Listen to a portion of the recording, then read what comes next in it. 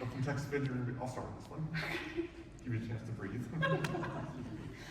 OpenText vendor invoice management. So as we mentioned earlier, we process over 100,000 invoices a year, and we needed to find a way to reduce the amount of manual time as well as provide better visibility into them. So this was a solution that we implemented. Okay, that was great. Basically, it's good. I'm very fascinated on this topic. So, as Bryan mentioned, the old system, it was homegrown, not compatible with S4. So OG&E was looking for a replacement. A word replacement suits best as the only product on the market that integrates seamlessly into S4, that is being sold by SAP on SAP paper. There is no product like this one. There are other third-party tools on the market, but the value that this provides is just not comparable. So in the old system, most of the processes were really manual. So whenever, just imagine, right?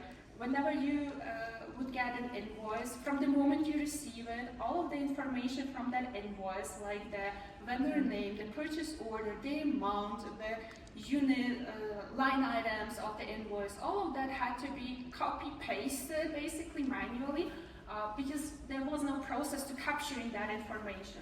Right now, the capturing is being done by the OCR engine. Right? Maybe you want to go to the next slide because that explains the process, and then we can maybe go back to that slide whenever we feel like that, right? So here we tried. So this is I use this from OpenText. Don't judge me. But it serves the purpose. It's really high level, but it explains it. So OG&E receives invoices in paper, by mail or by fax, and electronically through a designated email address, or through some systems like GEP.com and some other ones that are vendor related. So either we get it in paper and then it's being scanned and forwarded to vendor invoice management, or we are getting it electronically and it's also just being captured. So this is kind of the ingestion part, right? Regardless if it's electronic, if you're scanning, all of this is being archived into OpenText Archiving and Document Access, or ADA for short. We like short abbreviations, make life easier. And then the OCR comes into play, right? So this is where the magic happens. This is the AI machine-powered data mapping that is happening. So the OCR, the OpenText Capture Solution, takes every single invoice the moment it comes in, it scans it for all of the important fields that we pre-configure in advance, and it just searches for all of those fields. And what it looks for among all the things that I already mentioned, like vendor name and invoice date, it also looks up for the purchase order. If this is a PO-based invoice, important things are happening. It goes back to SAP and it searches for this purchase order. It tries to find, does it exist? Is it still open? What amounts were invoiced against that? Do we have, and this is very important, do we have an early payment discount from the vendor? So usually you would have like net 30 or net 45. This is the normal payment term, but some vendors offering a early payment discount. So if you pay within 10 days, then you get 2% off. And in the past, OG&E wasn't really able to take advantage of this early payment discount because they would have so many invoices to go through, and they would just go through them as they receive them. They tried to sort out those that they know that have an early payment discount, but they were just not able to fetch them all because we're all humans. There are just so many people that OG&E has. So what the OCR engine does, it captures all of this, and it captures the purchase order number, right, with a 95% accuracy rate. This is a good accuracy rate, I think. And it pulls that invoice to the top of the accounts payable. Basically, it's an inbox in vendor invoice management. It's not an email inbox, it's in the system. You have an inbox to check all of your invoices. So it pulls that invoice to the top, and depending on the how many days you have left for the discount, right, it will kind of structure. So if you have just 5 days left, or I don't know, then it will pull that up, and it will always restructure that. So the moment in the morning when anyone from accounts payable comes in and they review that, then they will check those invoices with the discount first, right? And then depending on when they review all of that, maybe sometimes a change is needed because the system is new. It's like a child, you need to teach it. So in the first few months, we didn't see the biggest result, although the purchase order was captured with 95% accuracy since the first month. But for the rest of the fields, because every vendor has a different template, right, and has to learn where to take it from, what type of format is it gonna have, right? So it was learning. And in the old capture systems that OpenText provided prior to capture, you had to maintain the learning database, and we all know how it is time-consuming and no one has ever time to do that. Here the system learns behind the scenes. So whenever the accounts payable team tries to capture and insert, for example, I don't know, a vendor number or a VAT number or whatever, it learns where this information came from on the template, right?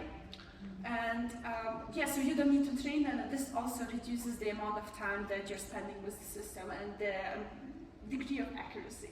And then once the invoice is validated, behind the scenes, when the invoice management is doing a lot of checks, so it checks for fraud, it checks for inflated amounts, for duplicate invoices, for all kinds of things. We have so many criteria, but all of this is happening behind the scenes automatically.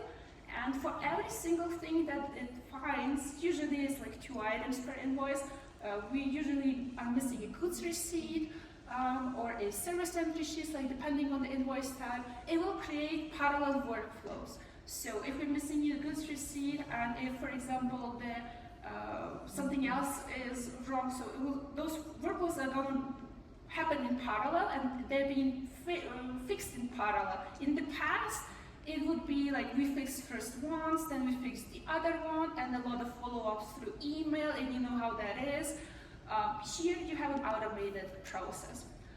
And everything is transparently available, so you know exactly where an invoice is from the moment it entered the system until it gets paid. You can track every single step. And it detects not only potential fraud this way that comes from the outside, but also that could come from the inside of an organization. So that helps also OG&E to make sure that they're paying just what they have to pay for, and just the amounts that they need to pay for. And it enables collaboration, as we can see. So if something is weird about the invoice, comments can be exchanged. All of this is also trackable. And in the worst case scenario, we can also return that invoice from the system to the vendor and say, no, we're not going to pay for that. Once everything is completed and successful, then it is, the invoice is posted, the audit is archived securely, and it's sent for payment. And as a vendor of OG&E, we are getting a payment notification, which is always a happy day when we know that our invoice is going to be paid. Yeah, and this is it. Do we want to go back to the previous slide just for a second, if we missed anything? I'll just keep moving forward. Okay, no worries, yeah. All right, so in invoice management, this shows some of the VIM Analytics and the flexibility within the tools that allows us to, again, as Gabriella mentioned earlier, sort, understand what invoices to focus on for the day, so that we make sure that we do take advantage of those early payments and things like that.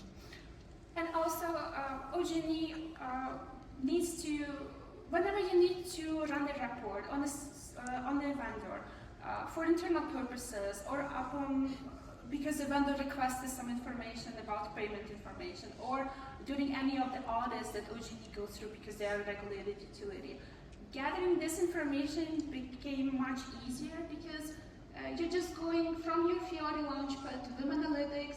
This gives you this screen where you have so many different fields. These are by far not all fields. These are just the first ones. There are so many, you can just scroll. Oh, I didn't have space for that. And you decide what criteria you choose, what you want to run the report against, and it generates that. One thing to mention, that this is just for new invoices that we're entering into the S4 system.